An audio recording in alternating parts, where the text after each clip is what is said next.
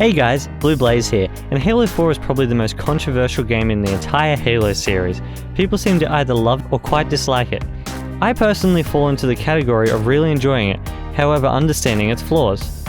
The reason for the split it creates amongst fans is the myriad of changes made between it and its predecessors.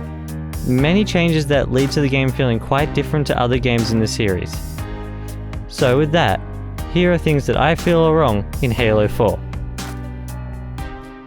Probably the main opinion held by most playing this game off the back of the previous ones is that of the absolutely massive change in art style. Halo games before this mixed a modern day military aesthetic for the UNSC with the futuristic technology of the Covenant and the grimy, aged and ancient feel of a civilization lost and forgotten long ago. In Halo 4, the once militaristic UNSC has joined the Covenant in the futuristic tech department, and the once ancient ruins of the Forerunners have been cleaned up and have had a lighting makeover. However, all three of these faction styles have become completely over-detailed and visually noisy. This serves to both break canon from previous games and create a difficult to look at visual experience for players. One prospect of Halo 4's campaign that is exciting to players is that you are finally able to pilot the iconic Halo vehicle, the Pelican, in the level Shutdown. Whilst the idea is great, the execution is subpar at best. Instead of flying into a firefight and destroying enemies whilst helping Marines and other forces alike, the most you do is use the Pelican to chauffeur Chief and Cortana to different points of the level, while sometimes firing on Phantoms. It is extremely disappointing, as the prospect of flying the Pelican has been built up ever since the first Halo game, over 10 years prior. Stories in Halo games are generally easy for all audiences to understand, whilst being full of references and plot points to create an expansive universe with opportunities to explore many of the details in expanded media outside of the games. Halo 4, on the other hand, requires the opposite.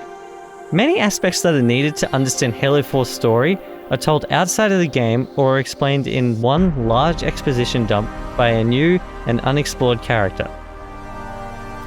Whilst it is still possible to somewhat follow the story, unless someone understands all the content in the terminals and expanded media, it is impossible to have a full grasp on the narrative. Another huge selling point of the game for fans of the franchise was finally getting to see a Forerunner in the flesh. Introduced as Halo 4's primary antagonist, the Didact is an interesting villain with a backstory that is sadly only really explained in the terminals. Due to this, the appearance of a Forerunner that people had been waiting for since they first heard about them in 2001 is severely underwhelming for most. It doesn't stop there, however. The final boss with the Didact is greatly disappointing after the build-up the game develops beforehand. In the end, the fight should have been a full cutscene, or even better, a proper playable section instead of a QuickTime event that is over in less than 10 seconds.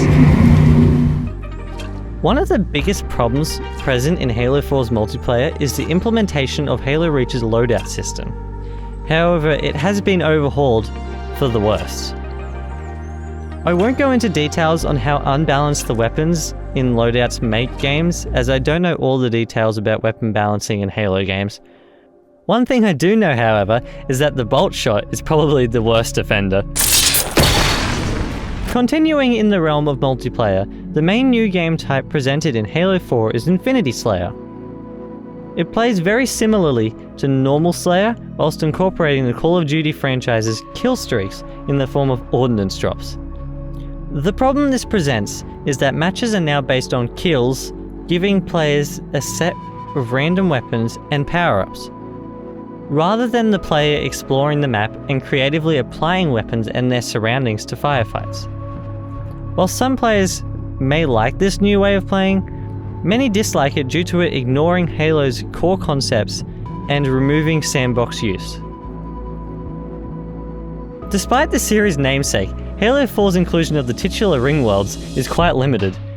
The only time a Halo is referenced is in the beginning cutscene of the level Composer. The rest of the game takes place on either Requiem, a space station built into an asteroid, and on the Didact ship. Speaking of Requiem, The idea of a planet surrounded in a giant ball of metal seems like quite an interesting location to explore over the course of the game. Although in the end product, you do get to set foot on the planet and run through different environments ranging from a simple grassy landscape to a rocky canyon and a humid jungle. Exploring isn't something that comes easily though. Halo 4's levels are designed in an inherently linear fashion.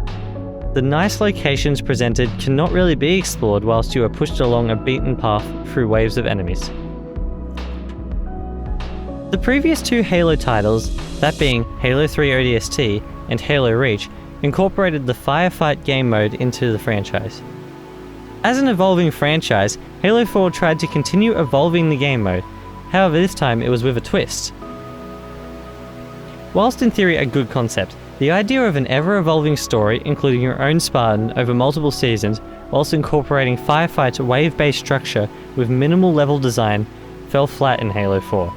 Cancelled after its first season, Spartan Ops was a subpar solution to evolving Firefight as a game mode. It heavily relies on multiplayer and is not scaled to a single-player experience, and the reuse of campaign locations and encounters from the campaign makes the combat really bland and uninspiring. Luckily, the idea of an evolving story for your multiplayer Spartan has been revisited in Halo Infinite. With the defeat of both the Covenant and the Flood in Halo 3, new enemies needed to be introduced to fight during the majority of one's playtime. Halo 4's answer to this was the Storm Covenant and the Prometheans. Whilst the Storm Covenant is just a watered-down version of the previous enemies from Halo CE 2 and 3, and even Halo 3 ODST and Reach, the Prometheans are a brand new faction with a digital aesthetic. The three types of Prometheans fill roles such as a small horde enemy, a support enemy, and an enemy who attacks with great power from both up close and far away. Sadly, whilst the new enemies display interesting roles, the act of fighting them is overall boring and repetitive. The fight turns into you standing back and shooting them from a distance, and their support from the Watchers is more of a hindrance and frustration to the player than a cool game mechanic. So that is some ways that Halo 4 feels wrong. If you have any more suggestions, please feel free to leave a comment below. I hope you really enjoyed the video, and I'll see you all next time. Cheers guys!